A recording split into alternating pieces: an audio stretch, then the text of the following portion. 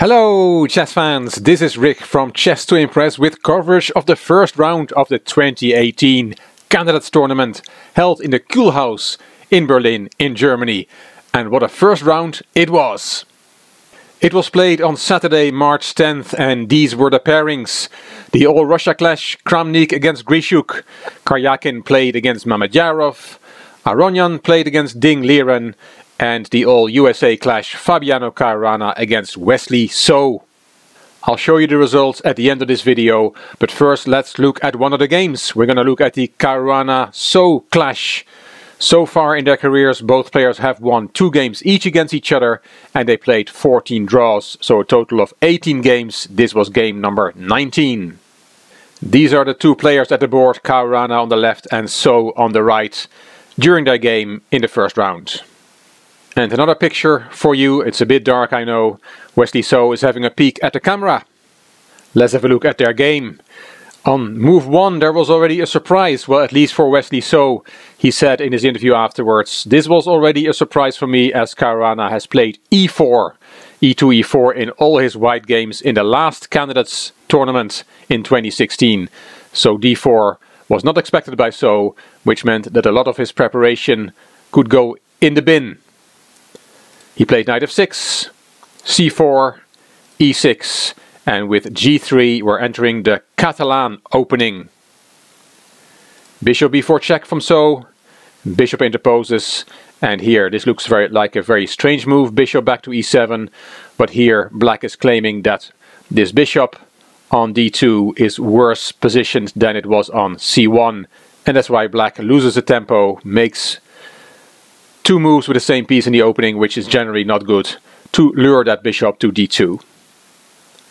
Bishop g2 from Caruana, d5, knight f3, both players castled, and c6 from So.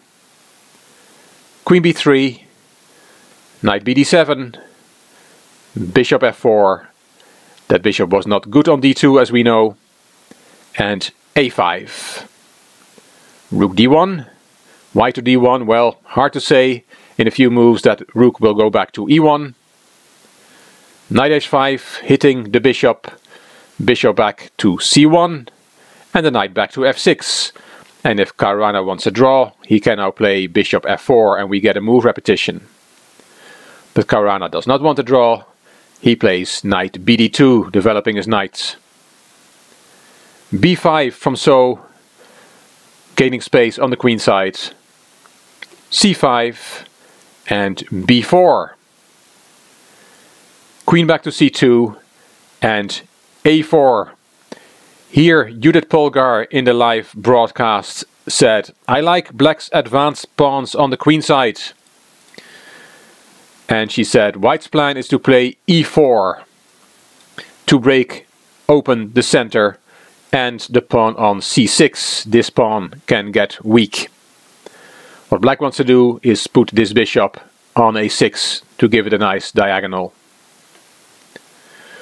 Rook e1 was Caruana's answer, that rook went to d1 first and now back to e1, and Caruana said afterwards, "I wasn't too happy with my last 2 moves. I tried to get e4 in, but I felt I lost the plot a bit." Of course, instead of rook e1 you can play e4 straight away with the rook on d1, and then this is a possible variation. D takes, knight takes, knight takes, queen takes, but then black has knight takes c5, attacking the queen, and you cannot take the knight because of the rook being unprotected on d1. Still, this is playable for white. It is a pawn sacrifice. But as said, Caruana played rook e1, and now he really wants to play e4. But So is quicker. He played e5 here, and he said after the game that this is maybe not the best move, but Caruana said that he had expected this move as it is not clear what else black can do. Caruana took the pawn, a pair of knights was traded, and knight back to d7. So black did not really sacrifice a pawn as he gets it back this way. Both these pawns are now attacked by black. Knight f3 from Caruana, and black Wesley So won back the pawn. Bishop takes c5. This a7 to g1 diagonal is an important diagonal in this game, as we'll see. And here, knight g5 from Caruana with an obvious threat. The threat here is, as we all can see, queen takes h7, checkmate. Caruana said, "It took me a long time to make this move as it leads to a very sharp position and I wanted to make sure I wasn't losing in the complications." And Wesley So said, "This was a good move and play became very forcing." But the first move is very clear. You have to play g6 here to cover the checkmate. And bishop f4 was played by Caruana. And now queen b6. Not only eyeing up the f2 pawn, but also protecting the weak c6 pawn. e4 from Caruana. And that's a nice move. It defends the f-pawn with the queen. Caruana said, "I had decided on this move when I played knight g5. I decided to play in the sharpest way." So answered b3, hitting the queen. A takes, and the queen went to e2. Here both players agreed that Wesley So should have played rook a2 here. He didn't do that, but this was his best chance. They showed two variations in the interview and the analysis after the game. The first one was e takes d5. And then they showed bishop a6 hitting the queen. Queen to f3. You have to keep the f2 pawn protected. Rook takes b2. Knight e4. C takes d5. Knight takes c5 and knight takes c5. And Caruana said, "Here I was worried that the b pawn, this pawn, might be winning for black." And he also said, "We are in some sort of a mess here." It's a very messy position indeed. The other variation I'll show you now that the players looked at after rook a2 was rook a b1, just protecting the b pawn. Bishop a6 hitting the queen. Queen f3 again. And then bishop d3, Caruana said. And he called this a really annoying move. It's hitting the rook. And of course you can't take the bishop. After queen d3 there is bishop takes f2 check. The queen is no longer guarding that square. With a little fork on king and rook. King h1. Bishop takes e1. Rook takes. And rook takes b2. And Caruana said, "And we have a mess, but I was worried that I would be much worse in this mess." So either way, there would be a mess on the board after this move, rook a2, which both players thought Wesley So should have played here. But he didn't. He played bishop after queen e2. He didn't play rook a2, he played bishop a6. And Caruana said afterwards that he was relieved to see this move. And Wesley So said, "Now my king is too vulnerable and I was not able to defend." Things went badly very quickly. With bishop a6, So is hitting the queen. So Caruana played the queen to f3, keeping the f2 pawn protected as we saw in earlier variations. And then bishop c4 was played by Wesley So, defending the d5 pawn. A pair of rooks was swapped. Rook takes back. And now a very strong move, e6 from Caruana. And he explained afterwards the point of this. He said, because if black takes the pawn, then there is the beautiful move bishop c7. And this is winning for white. White is attacking black's queen. And at the same time threatening mate in 2 with the queen f7, queen h7 combination. So after e6, Wesley So could not take the pawn. And he took on e4 instead, hitting the queen. E takes f7 check, an intermediate move. It's check, so black does not have time to take white's queen. Bishop takes back, and now knight takes e4. Caruana said afterwards, "I'm better here, but it's still very complicated." Here both players agreed that rook e8 was the best move. And Caruana said, "This is still putting up a good fight." But Wesley So did not play rook e8, he played bishop d4. Judith Polgar commented here that black is having a hard time covering all his weak squares. Knight d6.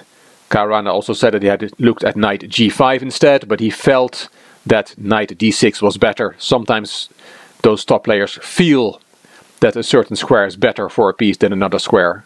They can't really explain it in variations, it's just their intuition based on their experience and expertise. Bishop d5 from So, hitting the queen. Queen stepped back to e2, and knight f8, trying to get a defender close to his king. Caruana took on d5 with check. C takes d5, and the queen now returns to f3 with great power. White now has a great attack. Queen a5, hitting the rook from So, but it's not going to help him, because after rook e7, So thought for a while, but then he resigned. Things indeed went downhill very, very quickly for him. White's threat is to play the bishop away, for example to h6, and then the queen will come into f7, and you have these four pieces, queen, bishop, knight and rook, attacking the poor black king, and this is totally lost for black. He does not have enough defenders for his king. The computer is on plus 15 here. Crushing victory from Fabiano Caruana over his compatriot So. You can't win the candidates in the first tournament, but it's nice to have a good start. And what a first round it was! 3 decisive games out of 4. Kramnik beat Alexander Grishuk, and Karjakin lost with white. Karjakin, of course, won the last candidates tournament in 2016, but he has a very bad start here, losing with white against Shahryar Mamedyarov. There was also an interesting press conference after the game of these two players. Karjakin said he did not like the hotel, and he didn't like the venue, and that he didn't like anything so far. Maybe not so surprising after a bad loss. It was also a long queen endgame that he lost after 71 moves, so he must have been in a very bad mood. But also Mamedyarov said, well, he said the hotel was okay, but he did not really like the venue, and there was a shock surprise for him when he walked around during the game and saw a TV monitor with Judith Polgar explaining the ins and outs of the queen endgame that Mamedyarov was playing. And of course it's very disturbing for a player who is in the middle of a game to see his game being analyzed by somebody else. So he went to the arbiter straight away and the problem was fixed. Of course, there's always some problems in the first round, but it was quite an interesting press conference of these two players. Levon Aronian and Ding Liren played a draw, quite a short draw, and we saw the USA clash, Caruana beating So. Round 2 will be played on Sunday, March 11th, and it will start at 3 p.m. local time, which is Central European time. It is 2 p.m. GMT. The clocks go back in Europe on Saturday night, so you may want to check what time the games will start where you are. We will see Alexander Grishuk with white against So. Both players lost in the first round, so it's time for revenge. It's time for them to get on the scoreboard. Ding Liren and Fabiano Caruana will play Mamedyarov against Aronian, and Vladimir Kramnik will be white again, and this time he will play Sergei Karjakin, who lost his first game.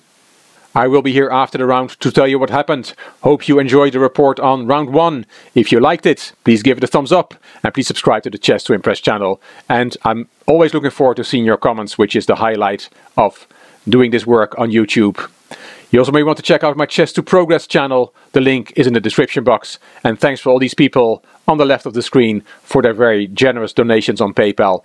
I'm saving up for new hardware and new software. I need a new chess database with all the most recent games, so your help is very much appreciated. This is Rick for Chess to Impress. Thank you for watching.